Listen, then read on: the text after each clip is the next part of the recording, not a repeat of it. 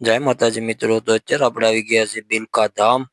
તો જો આ સૌ પ્રથમ જે રસ્તો આપ જોઈ રહ્યા છો તે મેન રસ્તો છે જે જુનાગઢ તરફ જઈ રહ્યો છે ને ત્યાં જ આ મુખ્ય ગેટ છે જે ફક્ત શેલૈયા ધામ બિલખા છે.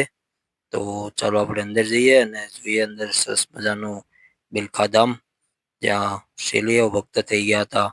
તો અંદર દરવાજાની અંદર કરતા જ પહેલા પાણીનું સરસ મજાનું પરબ છે અને સરસ મજાનું જુઓ સામે દેખાય તે મંદિર છે. તો આપણે ત્યાં જવાનું છે. શેઠ સગાર શાહ અને સંગાવતી જે રાણી હતા એમને ભગવાન પ્રસન્ન થયા હતા. આ એ જ જગ્યા છે જ્યાં શેલૈયાનું જેમણે ખાંડીને ભગવાનને ખવડાવ્યો હતો. તો ચાલો આપણે જો આ રીતનું મંદિર છે, આપણે જવાનું છે અંદર ને આખા મંદિરનો ફાટો મારશું. જો આ ભોજન પ્રસાદ પણ અહીં છે.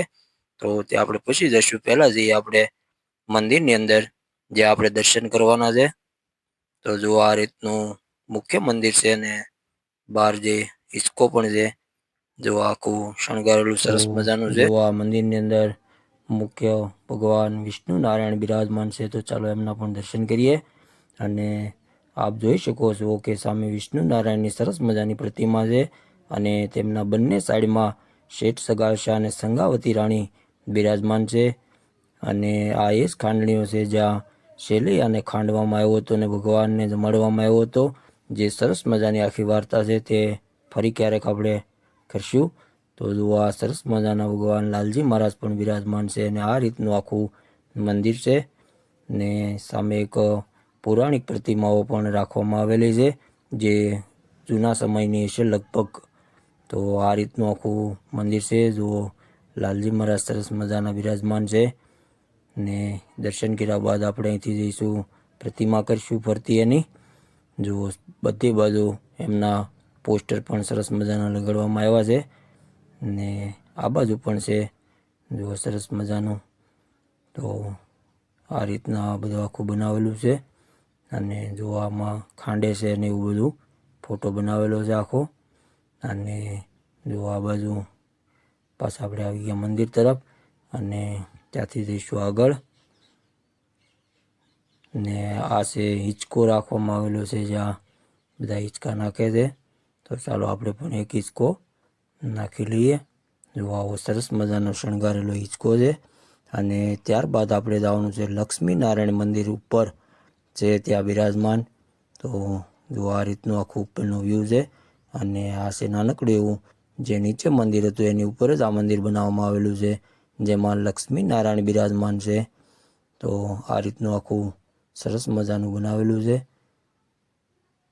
જો આમાં ગજાનંદ ગણપતિ મહારાજ છે અને વચ્ચે વિષ્ણુ નારાયણ છે અને આ બાજુ હનુમાનજી મહારાજ છે અને વચ્ચે લક્ષ્મી અને નારાયણ બંનેની સરસ મજાની પ્રતિમા રાખવામાં આવેલી છે. સરસ મજાના આપણે દર્શન થઈ ગયા છીએ અને સવારનો સૂર્ય ઉદયનો ટાઈમ છે. જો આ રીતનો સૂર્ય ઉદયનો ટાઈમ છે આ. અને આ છે ગિરનાર પર્વત જ્યાં ગુરુદત્ત અને ગિરનાર છે જે તે આખો પર્વત ક્ષેત્ર છે.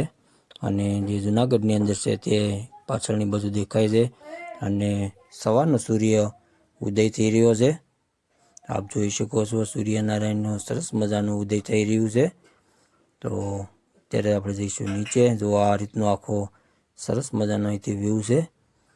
તો આપણે જઈશું નીચે અને આશ્રમના પરિસરમાં પણ આંટો મારશું. તો નીચે આવતા સરસ મજાનું ભગવાન શિવનું શિવાલય પણ છે. તો ચાલો મહાદેવના પણ દર્શન કરીએ અને સરસ મજાના છોડથી ભરપૂર એવું શિવાલય સરસ મજાનું બનાવેલું છે. જો મહાદેવ સરસ મજાના બિરાજમાન છે. ચાલો આપણે જઈએ એ બાજુ અને મહાદેવના કરીએ દર્શન. ને સરસ મજાના છોડ પણ ચારે બાજુ છે અને એમના વચ્ચે સરસ મજાનું નાનકડું એવું ભગવાન શિવની પ્રતિમા છે ને અહીંના સાધુ સંતોના કોઈના પ્રતિમા હશે, આપણને બહુ ખ્યાલ નથી એટલે આપણે એના વિશે કહેશું નહીં. અને આ બાજુ સામે મહાદેવ બિરાજમાન છે. જય મહાદેવ શિવ શંભો શંકર કૈલાસપતિ. સરસ મજાનું પુષ્પોથી શણગારેલું શિવ પ્રતિમા છે અને શિવ પ્રતિમાની એક્ઝેક્ટ બાજુની અંદર રસોઈયું જે જમવાનું આપી રહ્યા છે. અત્યારે સવારમાં તો ગુંદી ગાંઠિયાને ચા આપી રહ્યા છે પણ સરસ મજાની રસોડું પણ છે અહીં, જ્યાં બપોરે સરસ મજાનું ભોજન જમાડવામાં આવે છે. તો આપણે એમની પણ મુલાકાત લેશું. તો જુઓ, જેમાં પછી આપણી થાળી અહીંયા મૂકવાની રહેશે, જે પણ સાફ કરીને ધોઈને પછી મૂકવાની હોય છે. તો જો આ રીતનું ઠંડા પાણીનું કુલર છે, અને આ છે રસોઈ ઘર અહીંનું, જ્યાં રસોઈ બની રહી છે સરસ મજાની. તો ચાલો આપણે અંદર પણ જોઈશું. જો સરસ મજાનું રસોઈ બનાવી રહ્યા છે અંદર, ને આખું રસોડું આ રીતનું બનાવેલું છે, જેમની અંદર પૂરીઓ બની રહી છે સરસ મજાની.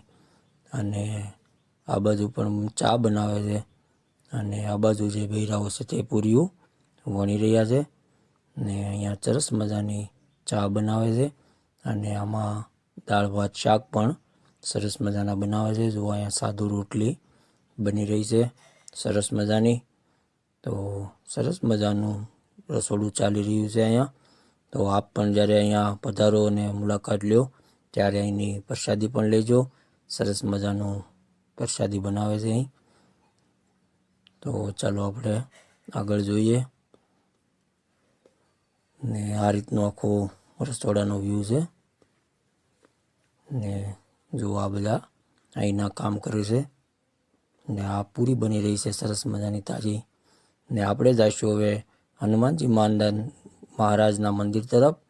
તો જો આ બાજુ હનુમાનજી મહારાજનું સરસ મજાનું મંદિર આવેલું છે, અને આ છે ઓફિસ, અને એમની બાજુમાં છે હનુમાનજી મહારાજનું મંદિર. તો ચાલો આપણે એમના દર્શન કરીએ. તો આપણે પહોંચી ગયા છીએ હનુમાનજી મહારાજના મંદિરે. તો સરસ મજાના આપણે હનુમાનજી મહારાજના પણ દર્શન કરીશું. જય હનુમાનજી મહારાજ.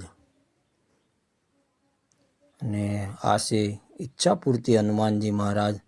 જો તમારી બધાની પણ ઈચ્છા પૂરી કરે એવી પ્રાર્થના સાથે ભગવાન હનુમાનજી મહારાજના શરણોમાં કોટી કોટી વંદન. તો હનુમાનજી મહારાજના દર્શન કર્યા બાદ એક આ બાજુ પણ આકૃતિ બનાવેલી છે, જેમાં શેઠ સગાર શાહ અને સંગાવતી રાણી, જે શેલૈયાને ખાંડણીએ ખાંડ્યો હતો, એમના એક ભાગરૂપે એક બનાવેલું છે. અને સાધુ પણ અહીં બિરાજમાન છે. તો આ રીતનું આખું પ્રતિમા બનાવેલી છે.